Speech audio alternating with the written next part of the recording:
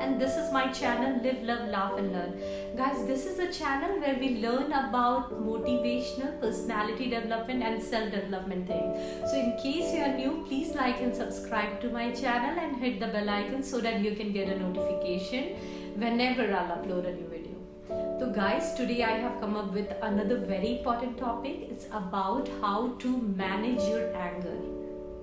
हम सभी इस बात से अग्री करते हैं गाइस कि हम सभी में एंगर है एंड व्हाट आई फील कि ये एंगर होना is quite normal and natural. जैसे दिन होना, रात होना नॉर्मल और नेचुरल है, उसी तरह खुश होना, दुखी होना, गुस्सा होना, ये सब होना नॉर्मल है, प्रोवाइडेड इस गुस्से से हम खुद को या सामने वाले को हर्ट ना कर रहे हैं. अगर अपने इस एंगर से हम खुद को या सामने वाले को हर्ट कर रहे हैं तो हमें इस पे काम करने की जरूरत है.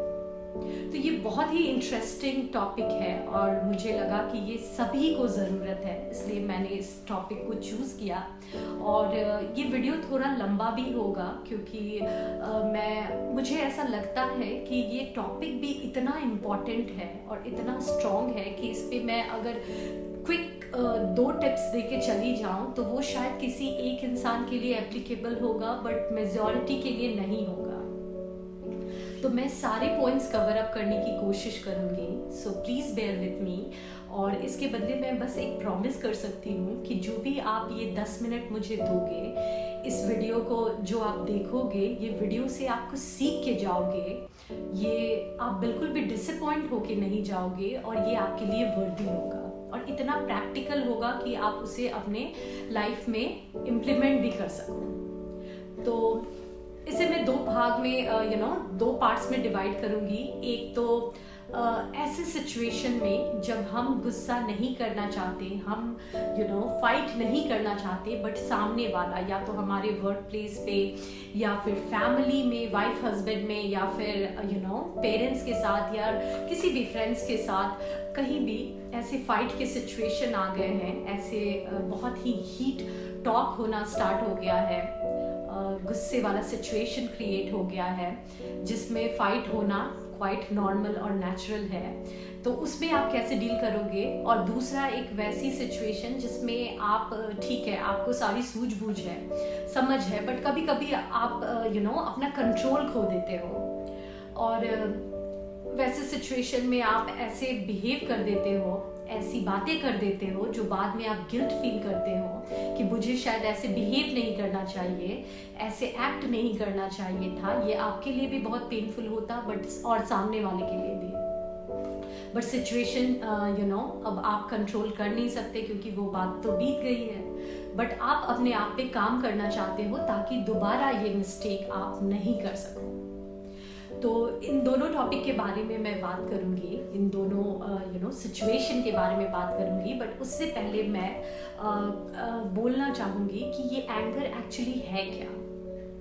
व्हाट आई फील गाइस कि ये एंगर आता है बिकॉज ऑफ अनरियलिस्टिक एक्सपेक्टेशन.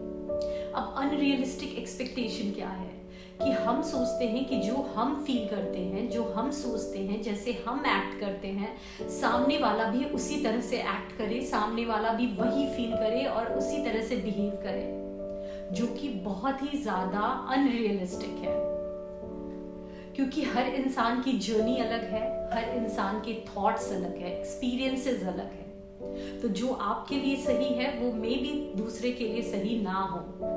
तो ये अनरियलिस्टिक एक्सपेक्टेशन लीड्स टू, इसके वजह से होता है डिसअपॉइंटमेंट और डिसअपॉइंटमेंट के वजह से होता है फ्रस्ट्रेशन और फ्रस्ट्रेशन के वजह से एंगर क्रिएट होता है जो कभी कभी तो कंट्रोल में रहता है और कभी कभी कंट्रोल से बाहर निकल जाता है, जो फाइट, एब्यूज और भी ना जाने इससे बड़े एक्सपेक्ट में जाके और काफ़ी ज़्यादा डिजास्टर सिचुएशन क्रिएट कर देता है और जो हम ठीक भी करना चाहें तो बाद में ठीक नहीं हो सकता. तो ये दोनों सिचुएशन के बारे में मैं बात करूँगी.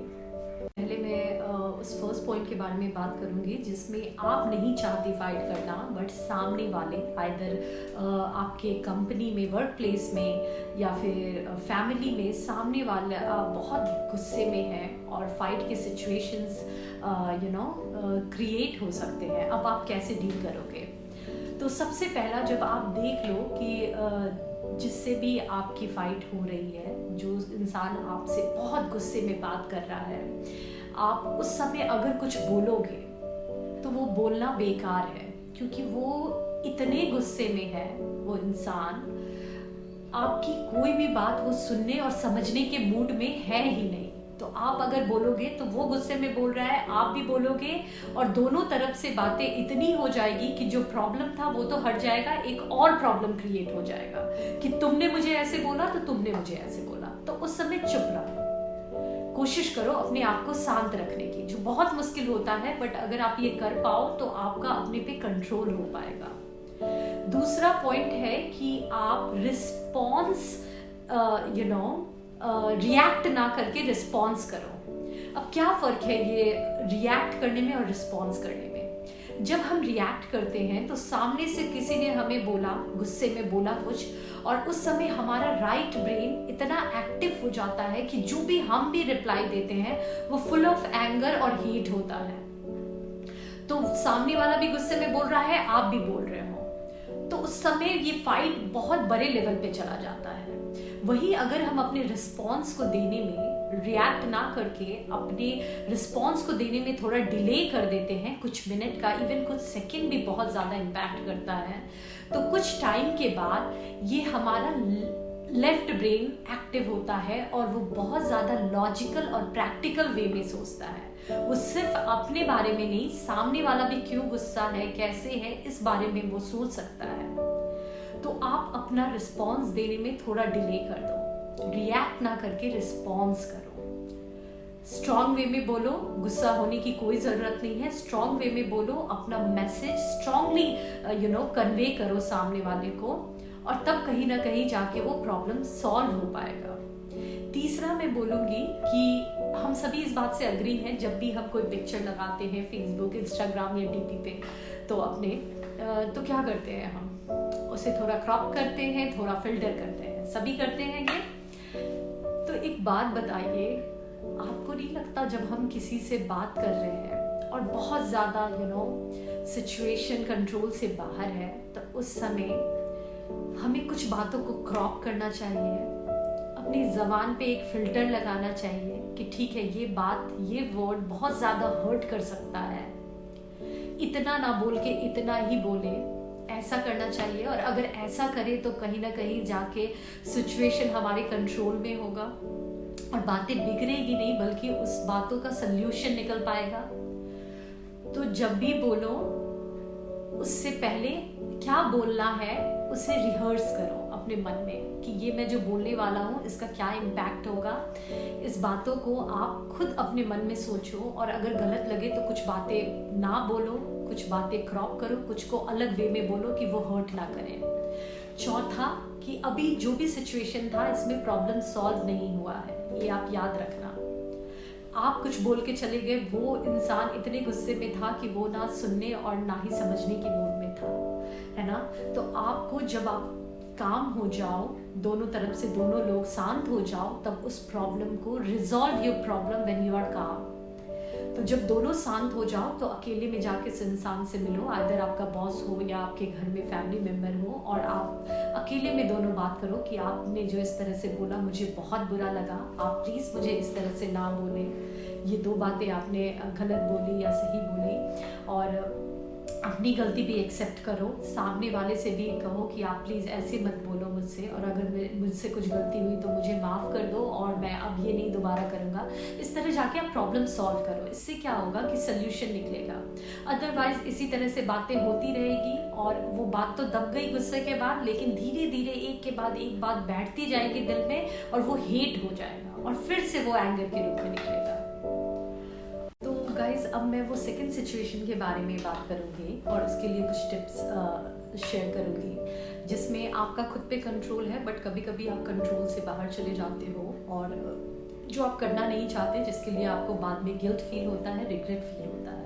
तो उसके लिए 4 से 5 टिप्स मैं शेयर करूँगी। पहला है, आपकी लाइफ में कोई ना कोई ऐसा इंसान होना चाहिए जो आपको अच्छे से समझता हो, तो वो आपकी बातों को सुने समझे, जिससे ज़रूरी नहीं है कि वो सारी बातें आप उससे शेयर करो, लेकिन जो चीज़ें आपको बॉदर कर रही हो आप उसे उसके साथ शेयर कर सको, और वो राइट पर्सन हो। ऐसा ना हो कि वो आपके प्रॉब्लम को और बढ़ा दे, मतलब जो प्रॉब्लम है उस पर वो सही सल्यूशन दे, आपको हेल्प करे। ऐसा नहीं कि वो उसे और, कहते हैं ना, आग में घी डाल के बढ़ा दे। तो ऐसा होना चाहिए। और कभी कभी बहुत फॉर्चुनेट होते हैं जिनके लाइफ में ऐसे लोग होते हैं, और मोस्टली के लाइफ में ऐसे लोग नहीं होते, है ना, और उसी वजह से डिप्रेशन, एंगर, ये सब किस हम शिकार हो जाते हैं। तो ऐसे लोग हैं तो बहुत अच्छी बात है। अगर नहीं है तो जो मैं टिप्स बहुत दिनों से जो मैं करती हूँ, मैं एक डायरी मेंटेन करती हूँ और उसमें मैं अपनी सारी फीलिंग्स लिखती हूँ। ये भी एक बहुत अच्छा वे है अपने एंगर को निकालने का।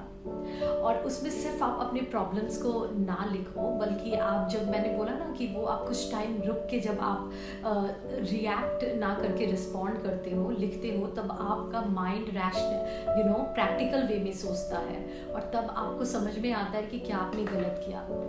तो जो भी लिखो, आप प्रॉब्लम के बारे में लिखो, बट मेक श्योर कि आप उसके सोल्यूशन पे भी जाओ कि कैसे आपको ये प्रॉब्लम सॉल्व करना है।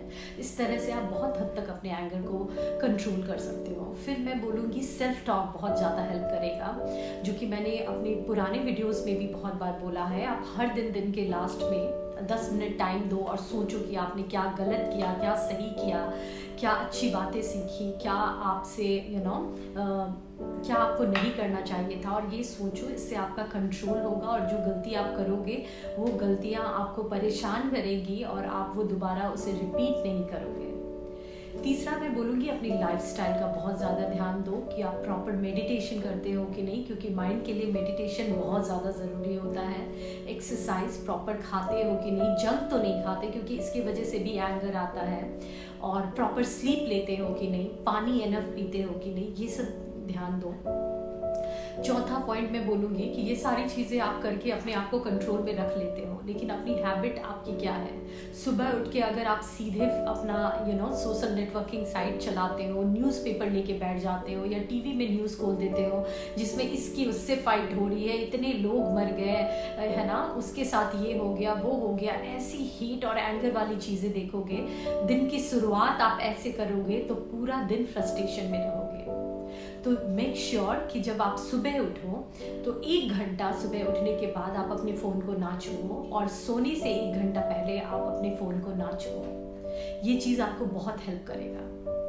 तो ये चारों टिप्स को अपनाओ और आप देखना कि आप बहुत हद तक अपने एंगर को मैनेज कर पाओगे। और मैं एक बात कहूँगी कि जब हमारे बीच में फाइट होता है ना, तो हर इंसान ये प्रूव करना चाहता है कि मैं सही हूँ, मैं सही हूँ। लेकिन एक बात याद रखना, सही कौन और गलत कौन ये तो पता नहीं, लेकिन जो इंसान ये सोचना और समझना शुरू कर देता है कि वो भी गलत हो सकता है, उससे सही कोई इंसान नहीं होता। तो आप अगर फील करते हो कि आपसे भी कुछ गलती हो सकती है और आप उस पर काम करते हो, तो बस ये जान लो कि आप सही हो। Thank you so much. If you like my video, please like and subscribe to my channel. See you in next video. Bye bye.